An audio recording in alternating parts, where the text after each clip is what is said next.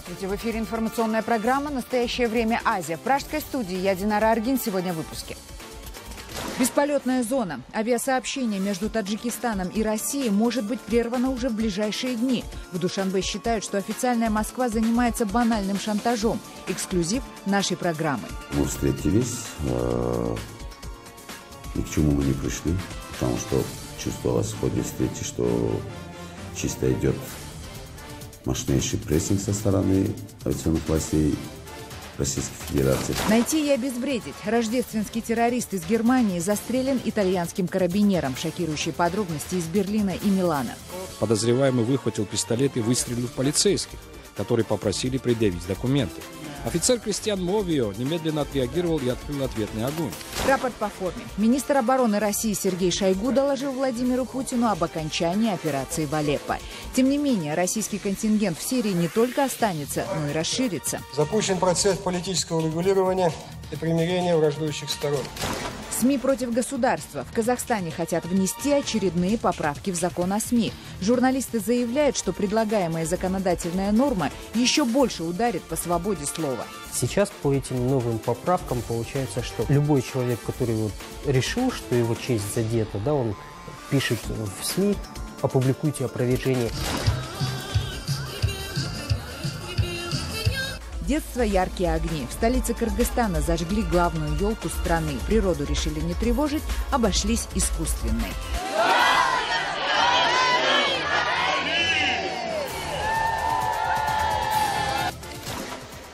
Официальный Душанбе отменил рейсы авиакомпании «Уральские авиалинии» из России.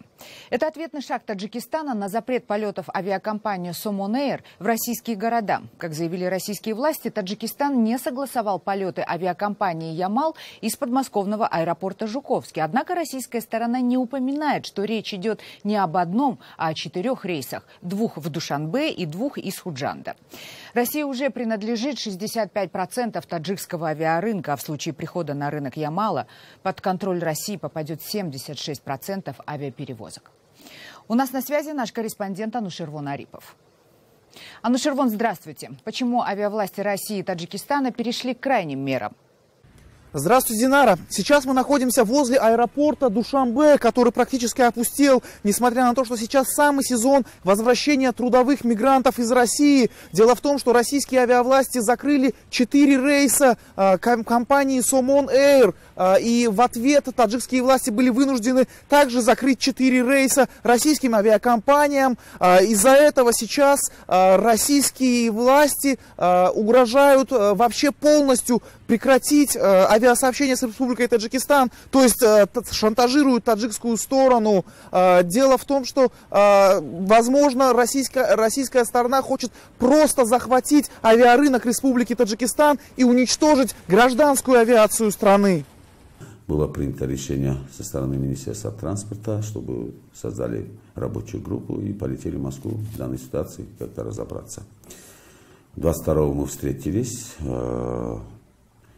Ни к чему мы не пришли, потому что чувствовалось в ходе встречи, что чисто идет мощнейший прессинг со стороны авиационных властей Российской Федерации. Хотя до этого говорят, что Министерство транспорта занимается авиационной политикой, а не коммерцией. Фактически мы вчера видели, что они чисто лоббировали интересы коммерческой структуры. Давайте мы будем проводить консультативные переговоры до начала расписания, летнего расписания, то есть в марте месяце. Может быть, в ходе нового переводчика посмотрим. То есть чисто демократический, чисто консультативный, нормальный подход был. На что мы получили отказ. Они прервали переговоры, сказали, информируют нас. Когда вечером было, мы где-то 00 часов московского времени получили телеграмму с Росавиации о том, что нам запрещаются полеты по направлениям Оренбург, Краснодар, Красноярск, Иркутск. По мнению таджикских авиавластей, вопрос перешел в политическую плоскость. И сейчас посол Таджикистана в Российской Федерации готовит письмо, ноту, которая будет передана в Министерство иностранных дел Российской Федерации. Динара. Спасибо, Анушервон. Ликвидирован подозреваемый в берлинском теракте Анис Амри. Об этом сообщил министр внутренних дел Италии Марко Минити. Как теперь уже известно, Амри сумел после атаки выехать из Германии и добраться до итальянского Милана. Аниса Амри идентифицировала итальянская полиция. Он был убит в ходе перестрелки бойцами спецназа. Министр внутренних дел Италии Марко Минити на специальной пресс-конференции сообщил, что нет сомнений в том, что застрелен именно виновник теракта. В ходе рутинной полицейской проверки патруль остановил подозрительного мужчину в районе Миланского вокзала Сесто Сан-Джованни. Подозреваемый выхватил пистолет и выстрелил в полицейских, которые попросили предъявить документы. Офицер Кристиан Мовио немедленно отреагировал и открыл ответный огонь. К счастью, он ранен легко. Сейчас офицер восстанавливается в больнице, и его жизни ничего не угрожает. Проверки показали, что отпечатки пальцев застреленного в Милане человека полностью совпадают с теми, которые были обнаружены на руле грузовика, въехавшего в людей. Тем временем германская полиция обнародовала новые детали кровавого нападения на Рождественском базаре. В ходе следствия выяснилось, что Анис Амри убил водителя грузовика с польскими номерами, после чего сел за руль и выехал в центр германской столицы. После нападения он бросил грузовик и скрылся с места преступления. Через 8 часов камеры наружного наблюдения засняли Амри около мечети в берлинском квартале Моабит, после чего началась общеевропейская операция по поиску террориста. Мы никогда не можем быть рады, когда человек лишается жизни, преступник он или нет. Но вы знаете, что я имею в виду? Это облегчение, что его больше нет. К сожалению, только таких, как он, еще тысячи. Анис Амри впервые в поле зрения полиции попал в 2011 году в Италию. Он был задержан за участие в поджоге лагеря мигрантов и осужден на 4 года тюрьмы. По свидетельству его брата, именно там Амри попал под влияние радикального мусульманского богослова Абу Валаа, известного под прозвищем «Проповедник без лица». Он является одним из ключевых людей исламского государства, мобилизует по всему миру потенциальных боевиков и террористов для группировки ИГИЛ. Мы ждали от него совсем не этого. Мы надеялись, что он станет самостоятельным человеком, реализует себя и будет помогать семье.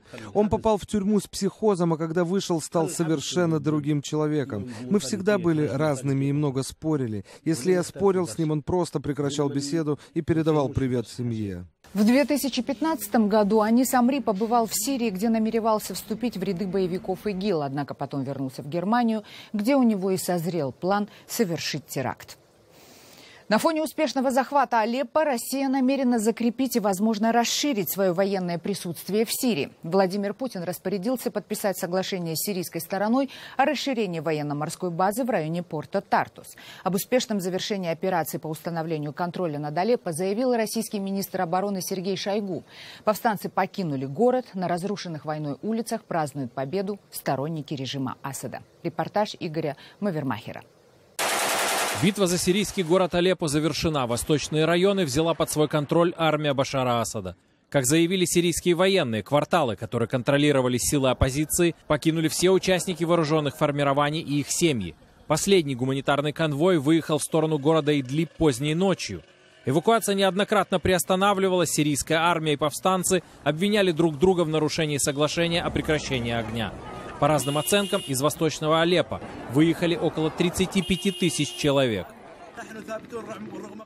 Хвала Всевышнему, ситуация немного улучшилась. Правительственные силы прекратили нас атаковать. Красный Крест и Красный Полумесяц смогли провести эвакуацию. Последние 2-3 дня мы провели в тяжелейших условиях, под снегопадом и в холод. Больше всех страдают наши семьи. Положение отчаянное. Когда последние автобусы с эвакуируемыми покидали Алеппо, в центральной части полуразрушенного города начались массовые торжества. На улицы вышли сотни горожан, поддержавших правящий режим. Многие несли портреты Башара Асада и скандировали лозунги в поддержку сирийского президента.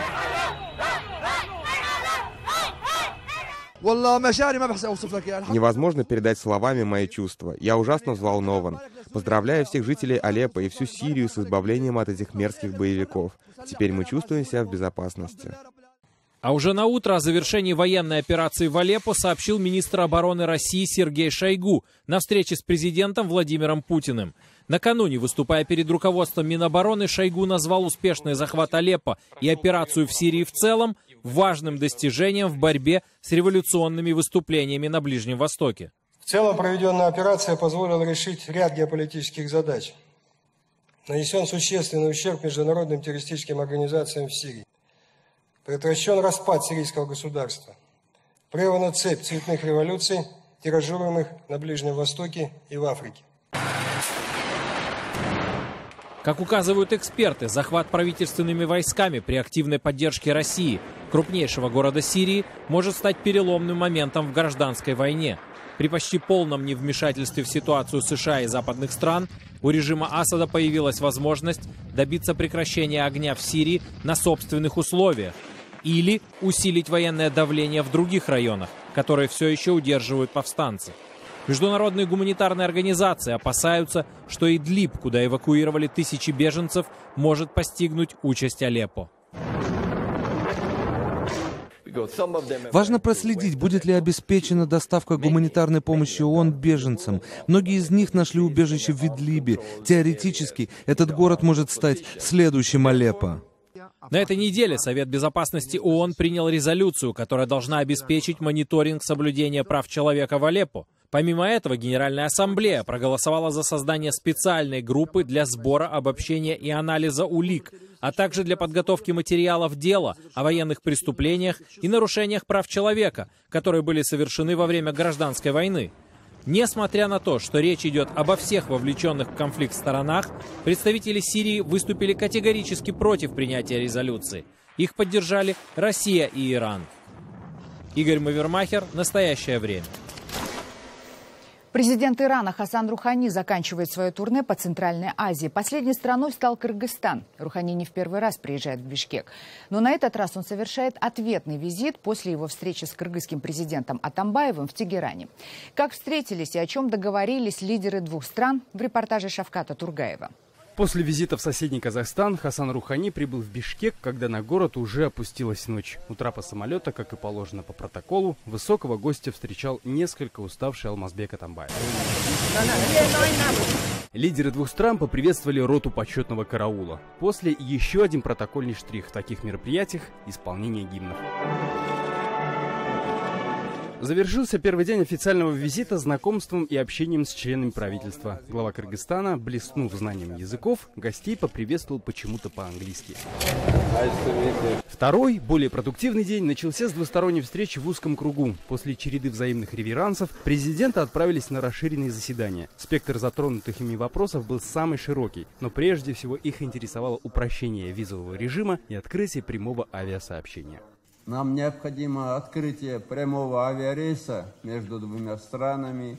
И здесь мы надеемся, что в течение месяца Министерство иностранных дел внесут нам предложение по облегчению визового режима между бизнесом двух стран, между туристическими группами. И это сразу бы ускорило открытие прямого авиарейса.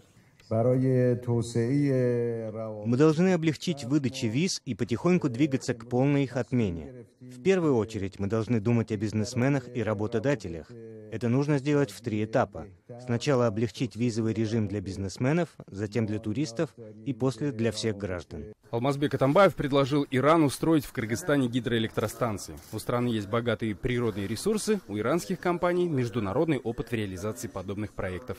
По итогам переговоров подписаны 7 двусторонних соглашений и меморандумов. Договорились сотрудничать в гуманитарной, социальной и медицинской сферах, вместе бороться с незаконным оборотом наркотиков и терроризмом. Борьба с терроризмом – это особенная тема. Ислам, который мы должны сегодня защищать и распространять, это ислам умеренный, ислам милости. Он далек от экстремизма и терроризма. Наши страны имеют в этом вопросе одинаковые взгляды. Сегодня экстремизм является большой угрозой для всего региона, и с ним мы должны бороться совместно. Прошедшие переговоры прорывными назвать весьма затруднительно. В них не было конкретных политических и экономических решений, а все подписанные соглашения, по большому счету, носят декларативный характер. Визитом в Кыргызстан президент Ирана Хасан Рухани завершает свое турне по странам Центральной Азии. Президент же Алмазбек Атамбаев уже завтра отправится в соседний Узбекистан с официальным визитом. Шавкат Тургаев, Азат Антымаков, «Настоящее время», Бишкек, Кыргызстан. Далее в программе.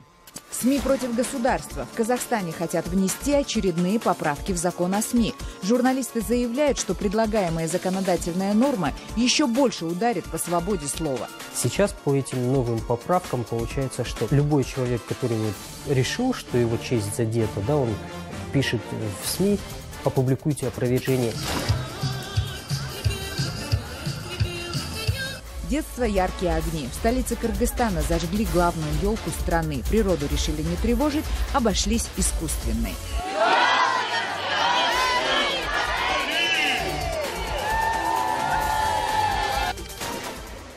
Министерство информации Казахстана решило обсудить поправки в законопроект о СМИ с общественностью. Впервые за стол переговоров были приглашены журналисты, представители НПО и депутаты.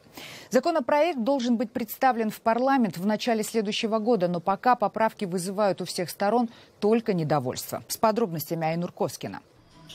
Журналист независимого сетевого издания Булат Абилкасимов озабочен тем, что в скором времени ему придется менять профессию. Министерство информации и коммуникаций предлагает поправки в законодательство страны, регламентирующие работу СМИ, которые могут окончательно поставить крест на казахстанской прессе. К примеру, по закону чиновники хотят вменить журналистам проверку достоверности информации в качестве обязанности. Сейчас эта норма закреплена в Кодексе этики журналиста. Я предлагаю ввести, есть Кодекс этики госслужащего. Давайте полностью его перекопируем в законодательство Казахстана и сделаем все эти пункты, которые содержатся в Кодексе этики госслужащего, также обязательными для исполнения.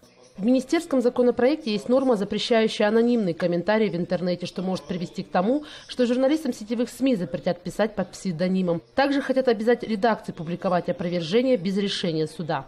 Сейчас по этим новым поправкам получается что? Получается, что любой человек, который решил, что его честь задета, он пишет в СМИ, опубликуйте опровержение, и доказывать о том, что это действительно соответствует действительности, обязана редакция.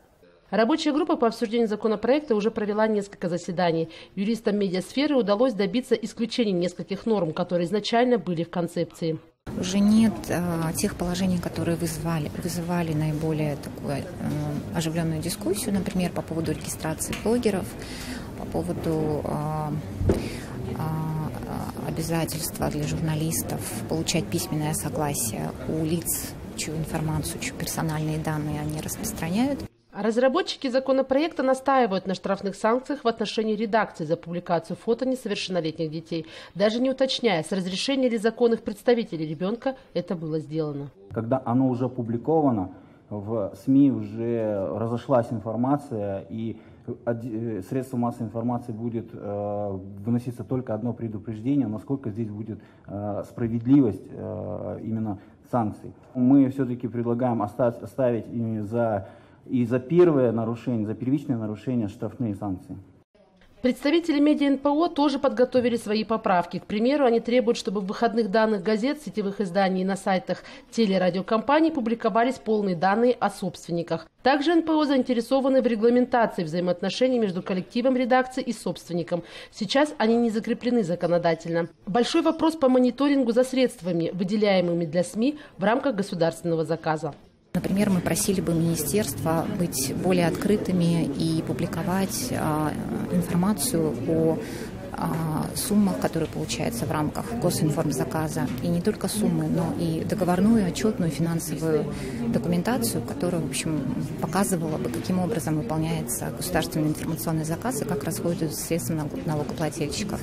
Накануне начала обсуждений поправок в рабочей группе министр информации и коммуникации Даурен Абаев обратился к журналистам через социальные сети. Он предложил представителям СМИ предоставить свое видение законопроекта. Но, по мнению журналиста Булата Абилкасимова, предложения к сотрудничеству носили декларативный характер. Я писал комментарий на пост министра Абаева в Фейсбуке по поводу этих поправок. Но я не знаю, читал он их или не читал, по крайней мере, ответа никакого не поступило. Соответственно, потом эти же замечания я высказывал вице-министру Ажибаеву, тоже практически безрезультатно. Законопроект, возможно, разрешит рекламу пива, пивных напитков и вина в СМИ, но с ограничениями по времени демонстрации на ТВ и порядка размещения в печати. Среди позитивных поправок расширение возможностей журналистов для получения информации, определение статуса пресс-служб, пресс-секретарей и механизма их взаимодействия с журналистами. Документ предусматривает внесение изменений и дополнений в 4 кодекса и 12 законов. И по планам уже весной будущего года он будет презентован в парламенте. Айнур Коскина, Ганизат Успанов. В настоящее время Казахстан, Астана. Единственная в таджикском городе Муминабад мастерица традиционной вышивки родом из России. Надежда Михайловна приехала сюда 45 лет назад из Свердловской области. В Таджикистане она встретила свою любовь и осталась здесь жить. Теперь ее все называют Надя Апа. У нее 4 детей и 7 внуков. Приехав в чужую страну, она ни слова не знала по-таджикски, была совершенно незнакома с местными обычаями. Помогли соседки. Вначале я не говорила по-таджикски, тяжело было. Я сама из Свердловской области, из Екатеринбурга. Потом выучила язык и стало намного легче. Я спросила соседок, почему вы, зная русский язык, не говорили со мной по-русски? Они говорят, мы хотели, чтобы ты быстрее научилась таджикскому, чтобы тебе легче было. Надя Апа шьет приданное местным невестам. Она единственная в округе мастерица, кто владеет старинной техникой вышивания. Свой опыт Надя Апа передает молодежи, чтобы народное ремесло не исчезло. Сейчас у нее десятки учениц. Надя Апа очень хороший человек. Она учит нас такому тонкому делу, как вязание узоров. Надежда Михайловна не была в России уже много лет. Она мечтает еще хотя бы раз встретиться со своими родными. Я хочу в последний раз поехать к ним, а дальше все от Бога зависит. Мы ведь уже старые, больше сил нет. Бишкек готовится к новогодним праздникам. В этом году городские власти не поскупились и потратили рекордную для Кыргызстана сумму на оформление столицы. Главным украшением стала 25-метровая елка, установленная на центральной площади Алатоо. Жители Бишкека оценили ее как самую красивую из всех, что были раньше. На торжественном зажжении главной елки республики побывал наш корреспондент Шавкат Тургаев. Румяные от холода носы, щеки, счастливые улыбающиеся лица. Даже сильный мороз не испугал тысячи бишкекчан. Все они пришли на площадь Алатоо. И Старый Млад в ожидании первого праздничного представления – зажжения главной новогодней елки страны. Появление Деда Мороза и Снегурочки и их кыргызских прототипов Аяз Ата и Аяз Кыз встретили буквально овациями. Новогодние персонажи начинают отсчет.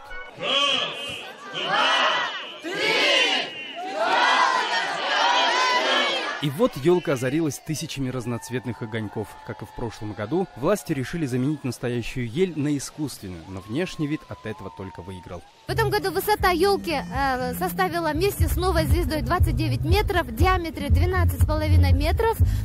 Всего повешено 1133 игрушек, 64 тысячи светодиодных лампочек. Вместе с елкой на площади ожили огромные игрушки, сани Деда Мороза и благородные олени. Новогодней композицией горожане остались довольны. Настроение у всех хорошее. Елка в этом году очень красивая. Всем нравится. Очень красиво украсили площадь. Надеюсь, что Новый год мы встретим весело. Настроение праздничное. Жду Новый год. Я мужу все уши прожужжала, что я его жду. Чудо жду в этом году, наверное. Пока на сцене выступали артисты с песнями и лазерным шоу, народ пустился в пляс.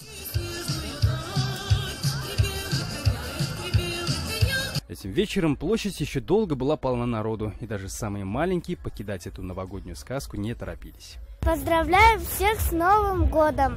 Желаю счастья и здоровья, чтоб не болели и жили счастливо. В этом году городские власти не поскупились. На оформление столицы, новогодние елки и прочую праздничную мишуру потратили более 400 тысяч $. До 31 декабря мэрия проводит праздники для детей из малообеспеченных семей. Без подарка не уйдет никто.